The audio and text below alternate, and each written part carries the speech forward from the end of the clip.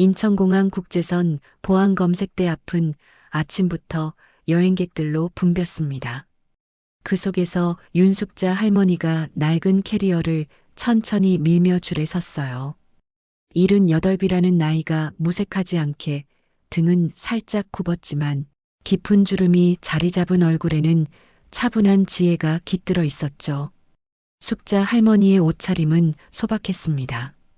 오래된 회색 카디건과 검은 면바지는 세월의 흔적이 고스란히 담겨 있었어요. 그 옆에는 유명 대기업 회장 김태주와 그의 가족들이 나란히 서 있었습니다. 70대의 나이지만 여전히 위험 있는 태주의 옆에는 60대 초반의 부인 정현숙과 28살의 딸 지수가 함께였어요. 현숙은 우아한 투피스 정장을, 지수는 명품 브랜드의 세련된 원피스를 입고 있었습니다. 아버지, 오늘 미팅은 몇 시예요? 지수가 태주에게 물었어요. 태주는 손목 시계를 확인하며 대답했습니다. 첫 미팅은 현지 시간으로 내일 오전 9시야. 비행기에서 잘 쉬어둬야겠군. 현숙은 남편의 팔을 가볍게 쓰다듬으며 걱정스러운 눈빛을 보냈죠. 무리하지 마세요. 요즘 자주 피곤해 하시잖아요. 검색대에 짐을 올리려는 순간 지수가 실수로 앞에 서 있던 숙자 할머니와 가볍게 부딪혔습니다. 할머니의 낡은 가방이 바닥에 떨어졌어요. 아, 죄송해요. 지수가 형식적으로 사과했어요. 하지만 곧 인상을 찌푸리며 어머니에게 작게 속삭였죠. 엄마, 요즘엔 저런 분들도 해외 나가나 봐. 보따리 상인인가? 현숙은 당황한 표정으로 지수의 팔을 살짝 잡으며 조용히 말렸습니다. 지수야, 그런 말 하면 안 돼.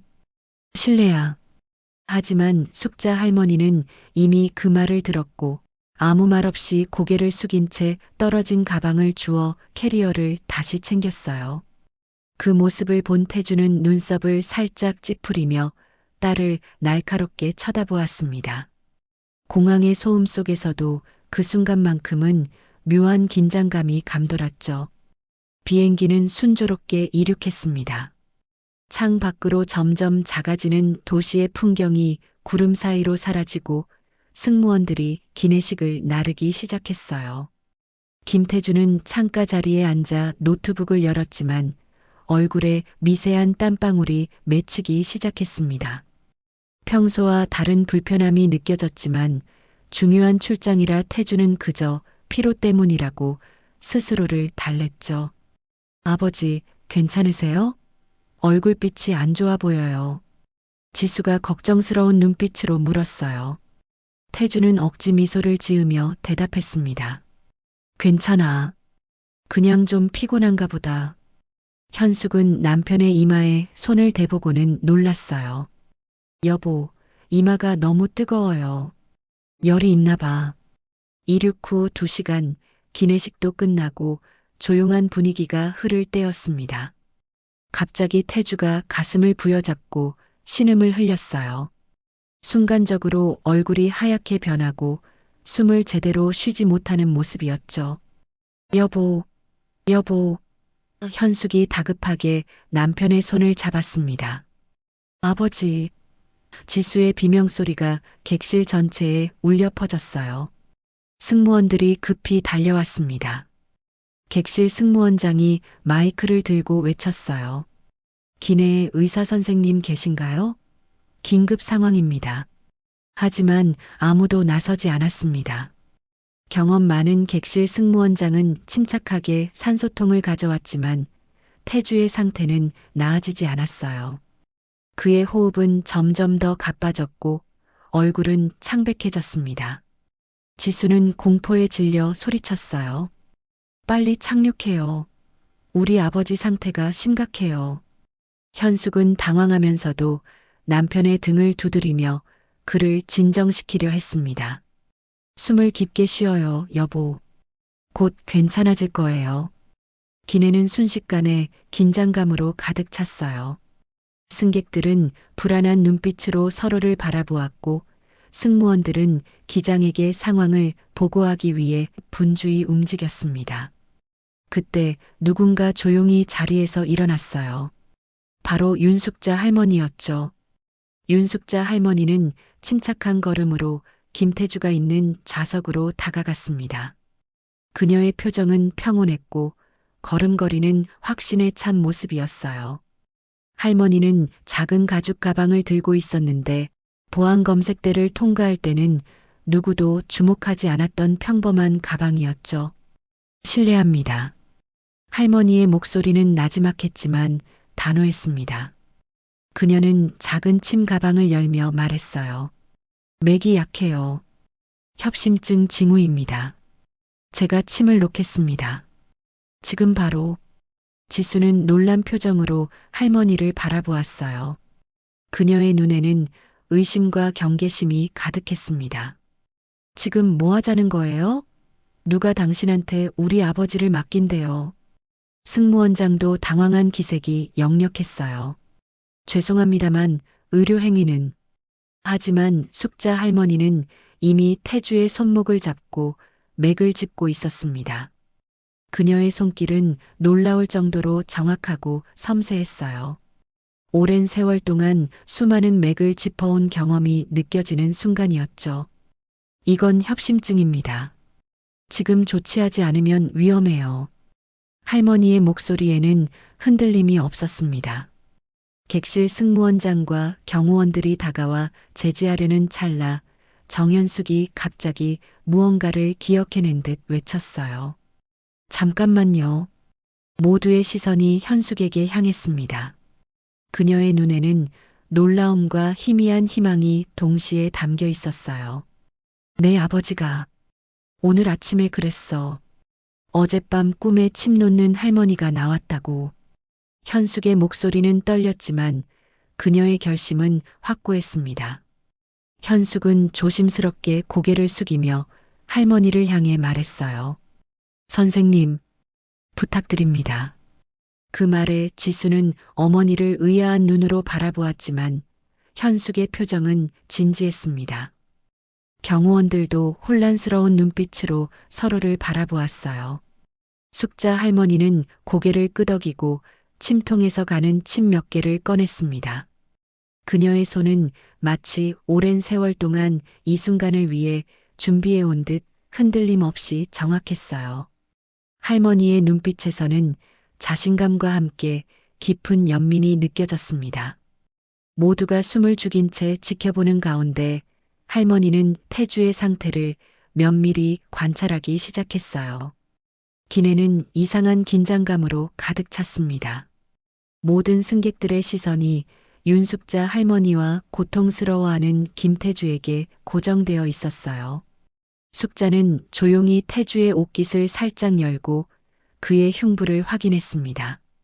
오랜 경험에서 우러나온 직관으로 정확한 혈자리를 찾는 모습이었죠. 긴장을 푸세요. 곧 나아질 겁니다. 할머니의 목소리는 부드럽지만 확신에 찼어요.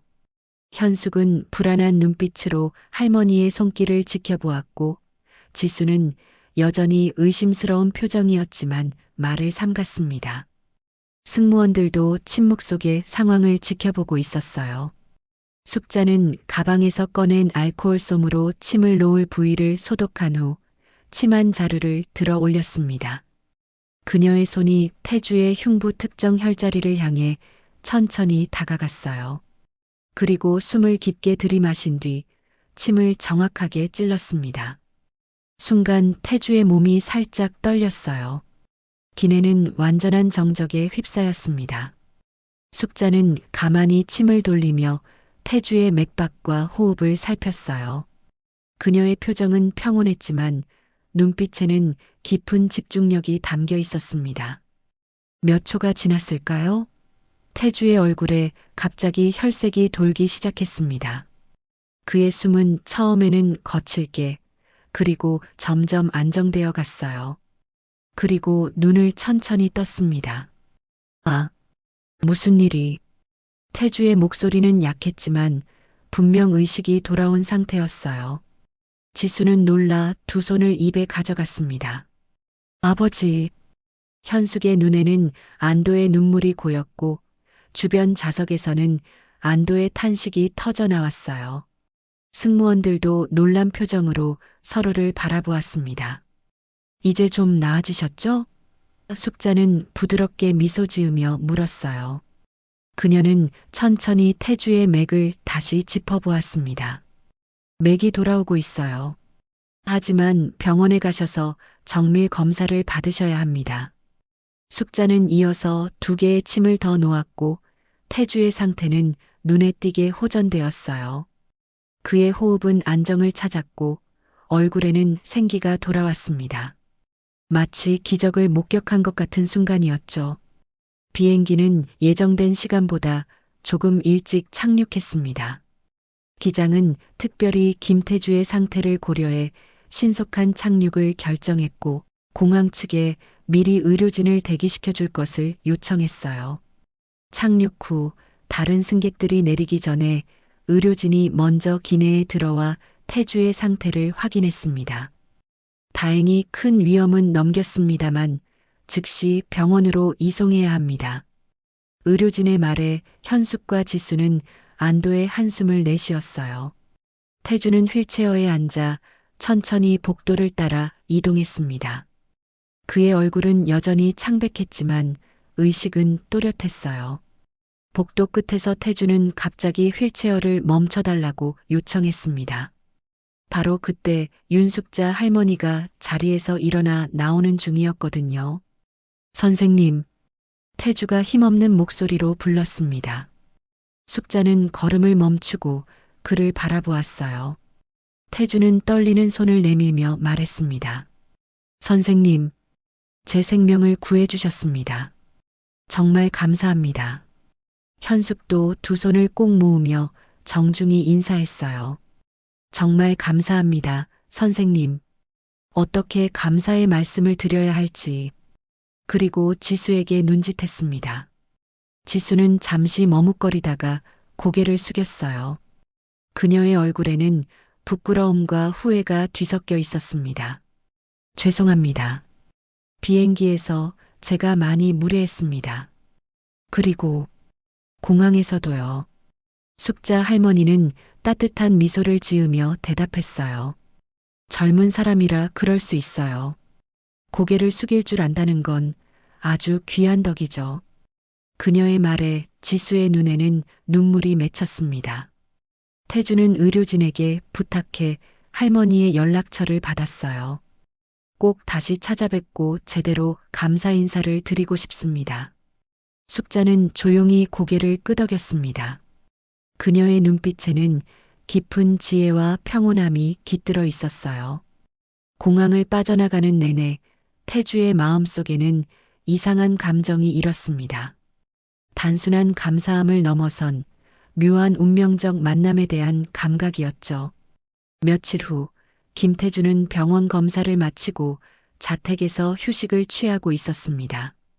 의사들은 그가 겪은 것이 심각한 협심증 발작이었으며 적시에 응급 처치가 없었다면 심각한 상황으로 발전할 수 있었다고 말했어요.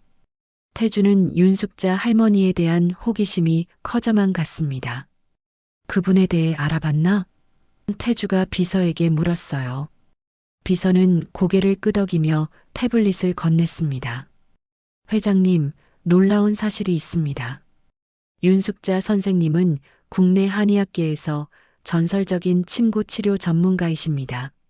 수많은 난치병 환자들을 치료하셨고 특히 심혈관 질환 치료에 독보적인 성과를 내셨죠. 태주는 놀란 표정으로 자료를 살펴보았어요. 그런데 왜 이런 분이 이름도 없이 지내셨지? 선생님은 10년 전 공식적으로 은퇴하신 후 조용히 생활해 오셨습니다. 이번에 미국으로 가신 이유는 미국 한의학회에서 그분의 기술을 전수받기 위해 특별히 초청했기 때문이에요. 태주는 깊은 생각에 잠겼습니다. 그리고 결심한 듯 비서에게 말했어요. 내일 직접 찾아뵙겠네. 준비해주게. 다음 날 태주는 서울 외곽의 조용한 주택가에 위치한 숙자의 집을 방문했습니다. 소박한 한옥이었지만 정갈하게 정돈된 마당에는 정성껏 가꾼 화초들이 피어 있었어요. 숙자는 놀란 기색 없이 태주를 맞이했습니다. 어서 오세요. 건강해 보이시니 다행이네요. 태주는 정중하게 인사하며 말했어요. 선생님, 은퇴 후에도 다른 사람을 위해 기술을 나누는 모습이 정말 존경스럽습니다. 제가 알아보니 선생님께서는 우리나라 한의학에 살아있는 보물이시더군요. 숙자는 겸손하게 미소 지었습니다. 과찬이십니다. 그저 제가 받은 것을 나누는 것뿐이에요. 태주는 진심 어린 목소리로 말했어요. 우리 재단이 선생님의 지식과 기술을 후대에 남길 수 있도록 전폭적으로 지원하고 싶습니다. 선생님의 침술은 많은 사람들에게 희망이 될 것입니다. 김태주의 비행기 사건은 삽시간에 언론의 주목을 받았습니다. 대기업 회장이 비행 중 위기에 처했다가 구사일생으로 목숨을 건진 사건은 그 자체로 뉴스 가치가 충분했어요. 하지만 더 큰 화제는 그를 구한 이의 정체였습니다. 비행기에서 생명을 구한 무명의 침술 전문가, 뉴스 헤드라인이 전국을 달궜어요. 하지만 태주는 공식 기자회견을 자청해 이 오해를 바로잡았습니다. 그분은 무명이 아닙니다. 전설입니다. 태주의 목소리에는 확신과 존경심이 담겨 있었어요. 윤숙자 선생님은 우리나라 한의학의 산 증인이며 수십 년간 묵묵히 환자들을 치료해 오신 분입니다. 제가 살아 숨쉬고 있는 것도 선생님 덕분이죠. 회견장에는 많은 기자들이 모였고 태주의 발언은 생중계되었습니다.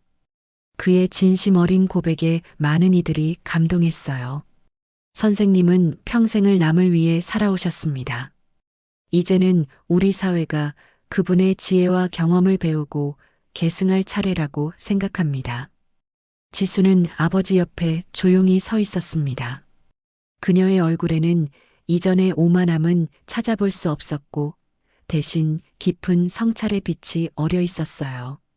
저는 공항에서 선생님을 처음 만났을 때 겉모습만 보고 무례하게 행동했습니다. 지수가 용기를 내어 마이크 앞에 섰어요. 그런 제게 선생님은 아무런 원망 없이 아버지의 생명을 구해주셨습니다.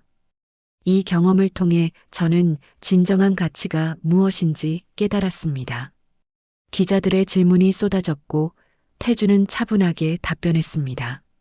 그의 회사는 이미 윤숙자 할머니의 침구 기술을 연구하고 보존하기 위한 프로젝트를 시작했다고 밝혔어요.